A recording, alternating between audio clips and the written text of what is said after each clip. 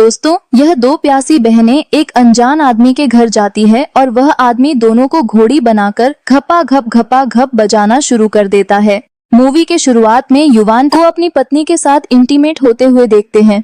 तभी युवान के बच्चे सरप्राइज गिफ्ट लेकर उसके पास आ जाते हैं और उसे वह गिफ्ट देकर फादर्स डे विश करते हैं, जिसके बाद इवान अपने बच्चों के साथ काफी मस्ती करता है और उस दिन फादर्स डे था, इसीलिए युवान अपने फैमिली के साथ एक ट्रिप पर जाने का प्लान बनाता है। तभी युवान को कुछ आर्किटेक्चर का काम आ जाता है, जिसकी वजह से उसका जाने का प्लान कैंसिल हो गया था। लेकिन युवान अपने बच्चों को नाराज नहीं करना चाहता था, इसीलिए वह अपने पत्नी के साथ बच्चों को ट्रिप पर भेज देता है।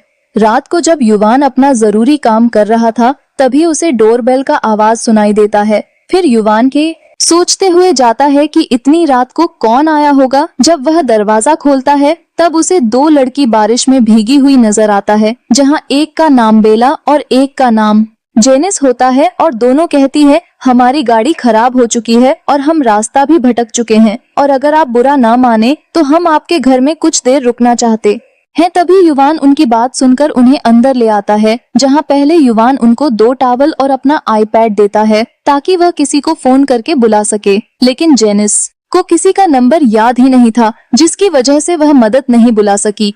यह देखकर युवान उनके लिए एक कैब बुक कर देता है, जिसको आने में 1 घंटा दिखा रहा था। फिर युवान उन्हें चेंज करने के लिए कहकर उनके लिए कॉफी बनाने के लिए चला जाता है। फिर युवान जब किचन में कॉफी बना रहा होता है, तभी वह दोनों वहां आती है और भीगे हुए कपड़े उसे देती है, जहां युवान उसे ले जाकर धोने के लिए डाल दिया था। इसके बाद दोनों युवान को पूछती है तुम कितने एज के हो, जहां युवान ने कहा मैं 40 साल एज का हूँ। फिर दोनों हंसते हुए कहती है कि तुम बिल्कुल 40 साल का नहीं लगते। फिर को पूछती है कि तुम्हारी पत्नी कहाँ है, जहां युवान कहता है वह मेरे 2 बच्चों के साथ वेकेशन पर गई है फादर्स डे सेलिब्रेट करने। तभी दोनों यह सुनकर युवान को फादर्स डे विश करते हुए सेड्यूस करती है, जहां युवान यह देखकर वहां से उठकर दूसरी जगह बैठ गया था। फिर से दोनों बातें करते करते युवान के पास आकर बैठ जाती है और उसे सेड्यूस करने लगती है, जहां युवान फिर से उठकर दूसरी जगह बैठ जाता है और अपना मोबाइल चेक करता है, जहां केप को आने में और 30 मिनट दिखा रहा था।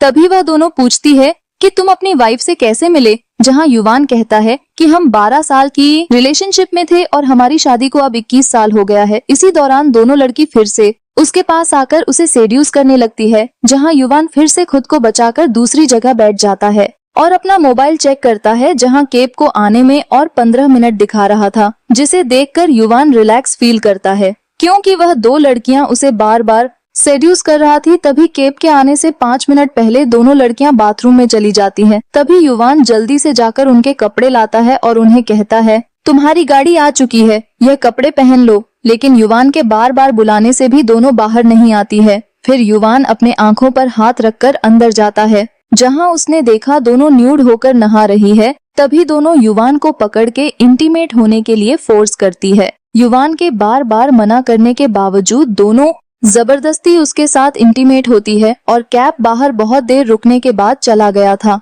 वहां युवान बाथरूम में इंटीमेट होने के बाद फिर कमरे में आकर इंटीमेट होता है। अगले दिन युवान जब सुबह उठता है तब उसे वह लड़कियां नहीं दिखती। तभी वह सोचता है कि वह 2 लड़कियां चली गई होगी। फिर युवान को किचन से उनकी हंसने की आवाज आती है और जब उसने जाकर देखा तो दोनों ने किचन का हालत बहुत ही बिगाड़ रखा था।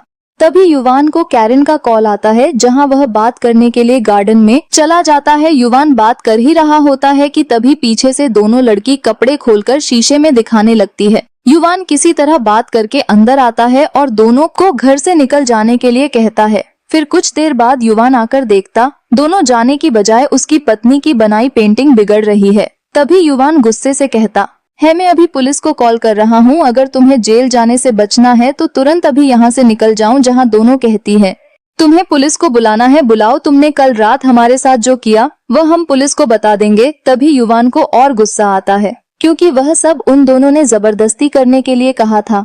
तभी दरवाजे पर कोई बेल बजाता है और युवान के दरवाजा खोलने पर कैरन की दोस्त बाइबल नजर आती है। जब युवान बाइबल के साथ बात कर रहा होता है तभी जेनिस आकर युवान से चिपकने लगती है, जिसे देखकर बाइबल सोचती है कि वह युवान की गर्लफ्रेंड है और उसे गालियां देकर वहाँ से चली जाती है। तभी युवान को और भी गुस्सा आता है और सच में पुलिस को कॉल करने लगता है, जिसे देखकर वह दोनों वहाँ से जाने के लिए मान जाती है, जहाँ युवान उन्हें ले जाकर बहुत दूर एक घर के सामने छोड़ देता है। फिर युवान अपने घर आकर घर ठीक करता है जो उन दोनों ने बिगड़ दिया था। फिर वह रात को अपने आर्किटेक्ट का काम करने लगता है। तभी युवान को कुछ गिरने की आवाज आता है और युवान के जाकर देखने पर उसे अपनी फैमिली फोटो नीचे पड़ा हुआ दिखता है। जब वह फोटो उठने लगता है तभी पीछे से जेनिस उसे मार के बेहोश कर देती है और जब युवान का आंख खुलता है तब वह अपने आप को एक बेड में बंधा हुआ पाता है।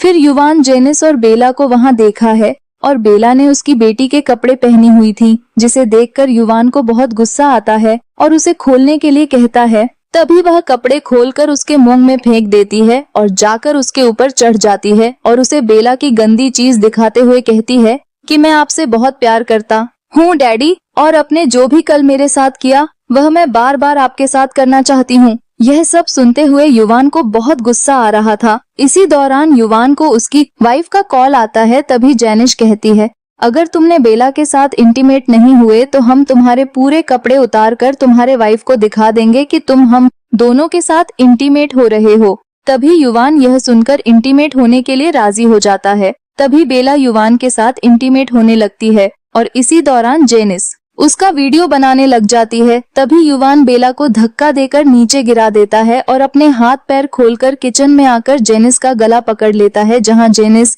एक स्पून उसके छाती में घुसा देता है, जिससे युवान बेहोश हो गया था। और जब युवान को होश आता है तब वह फिर से खुद को बांधा हुआ पाता है। तभी बाहर उसकी वाइफ की बनाई हुई पेंटिंग लेने लुइस आ जाता है, जिसे देखकर बेला युवान को एक रूम में छुपा देती है और दरवाजा खोलकर जेनिस कहती है कि हम उसके कजिन हैं और युवान कुछ काम से बाहर गया है। फिर लुइस जब पेंटिंग देखता है तब वह पेंटिंग पूरी तरह से बिगाड़ रखी थी। तभी वह समझ जाता है कि यहाँ कुछ ठीक नहीं है। तभी वह दोनों को चिल्लाने लगता है। तभी उसे अंदर से युवान की चिल्लाने की आवाज आता है, जहां लुइस युवान की रस्सियां खोल रहा होता है। तभी बाहर दोनों कैरन की पेंटिंग को तोड़ने लग जाती है, जिसे देखकर लुइस वहां से उनके पास आ जाता है और उन्हें रोकने की कोशिश करता है। तभी लुइस को अस्थमा का अटैक आता है, जिसकी वजह से वह नीचे गिरकर खून निकलने की वजह से मर जाता है और दोनों लुइस को मरता देखकर जोर जोर से हंसने लग गई थी, जहां युवान दोनों को देखकर समझ जाता है कि यह दोनों पागल लड़की है। फिर वह दोनों लुइस के बॉडी को पैक करके उसकी ही गाड़ी में रख देती है। फिर दोनों युवान के पास आती है और कहती है कि हम अब तुमको मारने वाले हैं क्योंकि तुमने हमारे साथ गलत काम किया है। यह सुनकर युवान गुस्से से कहता है, पागल हो तुम दोनों, तुमने ही मुझे यह सब करने के लिए कहा था और मेरे बार बार मना करने के बावजूद तुमने जबरदस्ती तुम्हारे साथ इंटीमेट होने के लिए मुझे मजबूर कर दिया था। लेकिन युवान की बातों से उन दोनों पर कुछ असर नहीं होता। फिर दोनों गार्डन में गड्ढा खोदने लग जाती है, जिसके बाद वह युवान को बांधकर उस गड्ढे में डाल देती है और सिर्फ उसका सर ही बाहर रखा था। और दोनों हंसते हुए कहती है, तुमको मारना नहीं चाहते और तुम्हारे ऊपर टॉर्चर करके हमें बहुत मजा आ रहा था। और बेला ने इंटीमेट होते हुए जो वीडियो रिकॉर्ड किया था वह वीडियो फेसबुक में अपलोड करके युवान के सामने रख देती है और कहती है, अब हमें अगले शिकार ढूंढने के लिए जाना है। और इतना कहकर दोनों वहां से चली जाती है। और इसके बाद युवान के साथ क्या हुआ वह मूवी में नहीं दिखाया है। तो दोस्तों इसी के साथ कहानी यहीं पर खत्म होता है।